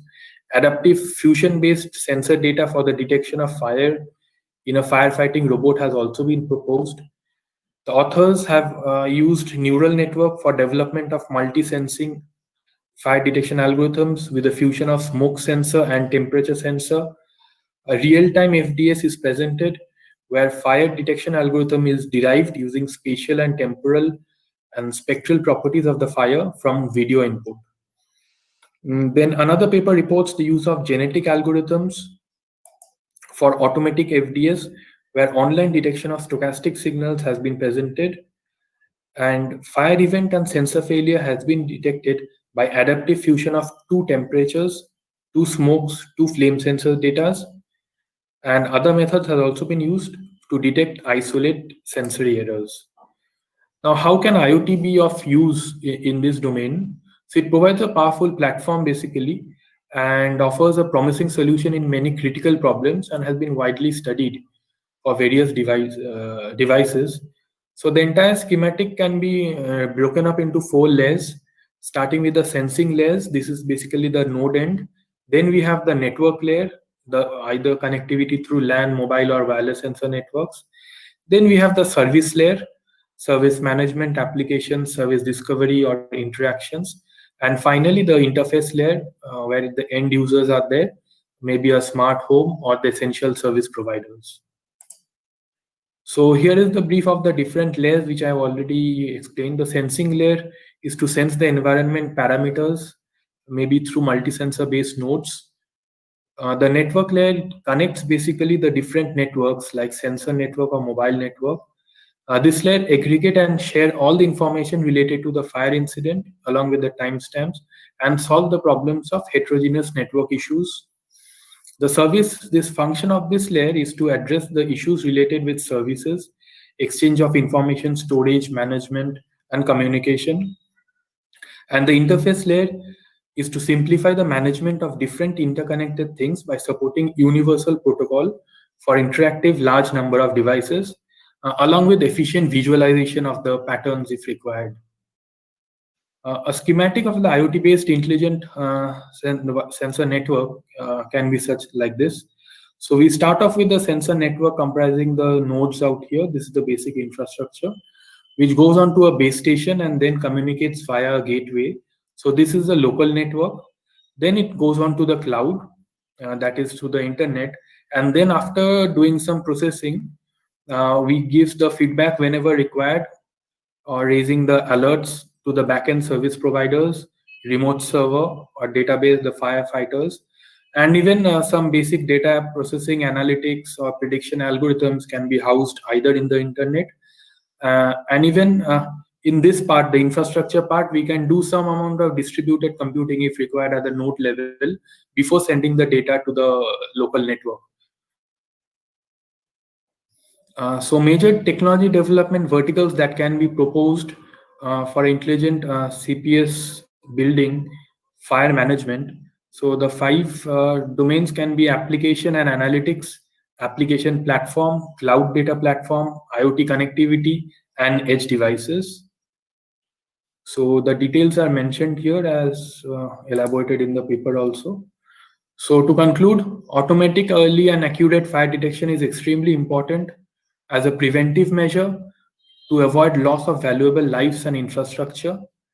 The suitable integration of state-of-the-art technologies like IoT and intelligent algorithms, wireless sensor networks can make accurate fire detection system for real-time monitoring and disaster management. In this paper, a survey of different technology for fire detection system has been presented. A schematic has also been given for intelligent WSN for fire detection. So these are the references. Yeah, thank you, sir. Thank you, Shoikat, for your timely Yes, sir. completion of presentation. Yes, sir. Welcome. So now you can anybody can ask questions if there is any doubt. So, Dr. Shrikar, Yes, sir. thank you for your presentation. Right? Thank I've you, sir. got few clarification from you. Yes, sir. First of all, now that is gone. Now you have been doing something on detections only, correct? Yes, sir. Yeah. So you have possibly in some paper which you have referred, they were talking about some fire management also. Yes. But in your work, you are not considering fire management, correct? Yes, sir. So basically, in this paper which we have presented here, we are basically reporting a survey of what can be done and how it can be useful, both comprising the sensing part as well as the management, how to get to them across using IoT-based technologies. So this is just reporting a survey. We have not given any technical. By management, you means just passing the information that yes, there is a fire incident to the Yes. appropriate authority. That is the management. Yes, for our part, we are considering that as the management. The rest activities to be taken by them is on their hands. We'll just be intimating them. A fire of such intensity has reported at such place. Fine. Now, next question is: you say that whatever whatever fire detection technologies are being used in the modern building, they have got lots of false alarms. Yes, sir. So what happened if suppose there are 50% false alarm? What is the harm? So the harm is that the authorities, like we have had a discussion with the fire department in Durgapur. So the OC, he said that quite a few incidents are happening where they have received alarms, but when they reached to the place, it was basically false alarm and the fire had not taken place. It was maybe some small combustion that had taken place that had reported to them. So there is a need of an automated and accurate detection algorithm. You have not listened the next part of my question, right? Yes. My question is not that. What is my question is, you have not mentioned anything regarding missed alarm. Regarding? You have not mentioned anything regarding missed alarm. Okay. Right? Yes. Which is more important here. Okay. Are you getting me? There is a fire, but your system could not able to detect that fire. Yes. That is more important here. Right. Instead of having false alarm, okay, the conversation that you had with that management people, it's obvious. Right. But the other case will be too serious. There is a fire, it could also miss alarm. Okay. Now you talked about some low cost. Yes. Right? Can you just tell me with what reference you are saying it's a low cost? What is the reference? So basically, multi-sensor based devices at presently, they are not commercially, we are using them. So what we are using in mostly is basically smoke sensors. So they have a certain cost, but what we plan to do is that we'll be using quite a few of gas sensors along with temperature, humidity, smoke, flame. So we'll be making a multi-sensor node. And accordingly, that will be cost will basically we tend to reduce it. If you increase the number of sensors, how your cost will increase? Cost will decrease. It will increase.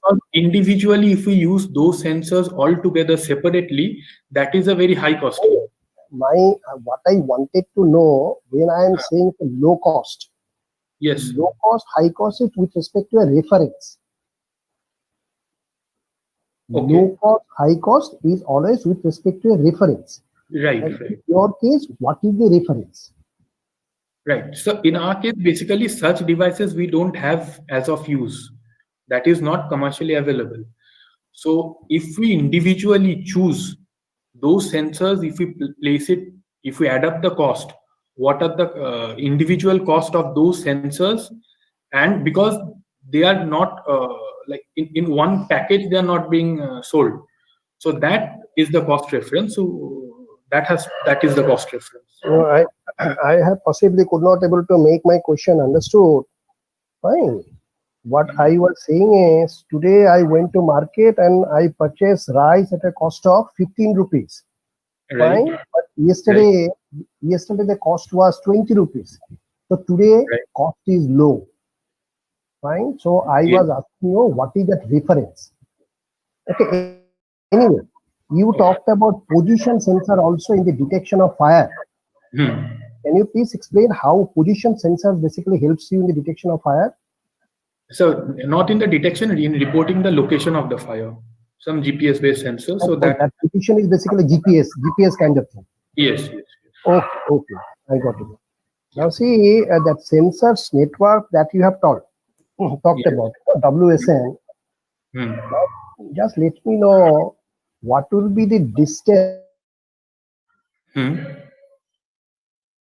here. Tell me Hmm. what should be the distance Hmm. from the place of fire Hmm. and the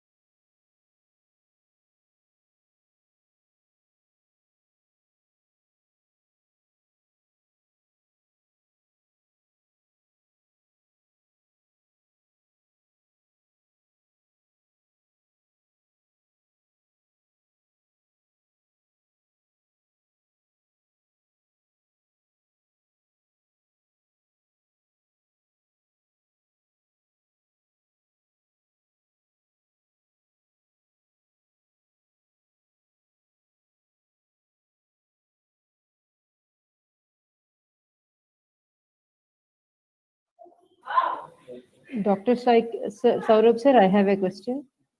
Okay, yes, Yes. you can go ahead. Yeah, Dr. Saikat, I have a small question. Actually, you are using different sensors here, Yes, and ma'am. you will be getting the data. So, see, for taking a decision, Hmm. how much time it is taking? Have you gone through that in the literature? Time for the computation time you are referring to? Yeah, I'm asking the computer. Yes, about the computation time only, because now we have to decide actually what is the thing, whether it is a fire or see for making the decision. Hmm. And for informing, what is the computation time it will take them? Yeah, computation time, actually, there has been some time complexity studies of the algorithms that has been reported. Okay. But in practical usage, they mostly consider it as real time. So, like approximately from the literature, have you come across in any like timing in terms of seconds or something like that? No, it's mostly instantaneous. Within less than 5 seconds, the Less computation than can be. 5 seconds. It depends on the complexity of the learning algorithms, obviously. And I have another one more query. Like you were telling about different kind of algorithms available for fire detection in the literature. Yes. So out of that, which one you felt as the best one, which can be used in real time? Yeah, so SVM and ANN, these two classes has been reported as quite effective. Okay. Yes. Yeah, Saurabh sir, that's it from my side. Thank you, Saikat. Dr. Yeah, Saikat. thank you. Yeah, thank you very AP, much, Dr. Shekhar. Yes, sir. Sir, Welcome. Dr. Shoikat, is it FEM? Sir, SVM. Acha, support Support. vector. Acha. Yes, sir. Okay. so yeah, thank you, Dr. Shekhar. Yeah, good So evening. we have come to the end of this particular session. Yes. So, Dr. Rajiv, anything you have to say? No. After you finish, I will speak. Okay. So altogether we had 4 papers in this particular session, and all are particularly very much in the theme of the conference on the control, communication, and embedded system for robotics. So, as part the theme of this particular conference, what is called Silchar 2020, and we had first paper on control, second paper on a part of robotic design, third paper is a gesture control car, so 3-axis wireless gesture control car, and fourth paper is a survey paper. Okay, so so in paper ID 54, we have seen the design of a H infinity kind of controller for autopilot design of a launch vehicle. Then in the paper ID 25, we have seen the design and development of a pineapple harvesting robotic gripper, which is of course a beginning of a particular robot in this particular direction of pineapple harvesting. So it is, it needs a lot of work to be done, although they have just worked on a gripper only, and for the design and fabrication of that particular gripper, making use of some software. Then, of course, we have seen a gesture controlled car, although it's also a startup work, you can say, because gesture, the gesture whatever they have taken, it's gesture recognition. I think lot of limitations are there in their design. It needs to be improved, because a blind or a blind man, or what to say, that the handicapped people may not properly show the exact gesture. So the exact recognition of gesture is important for the proper control of car. So there also I have seen that many improvisation needs to be done, what Trideep has explained. And in the fourth paper is a survey paper on Internet of Things based intelligent wireless sensor network for fire detection system in buildings, which is of course very interesting area and very useful area for disaster management and all. So I thank all the presenters for presenting their work in this particular session and to be a part of this conference.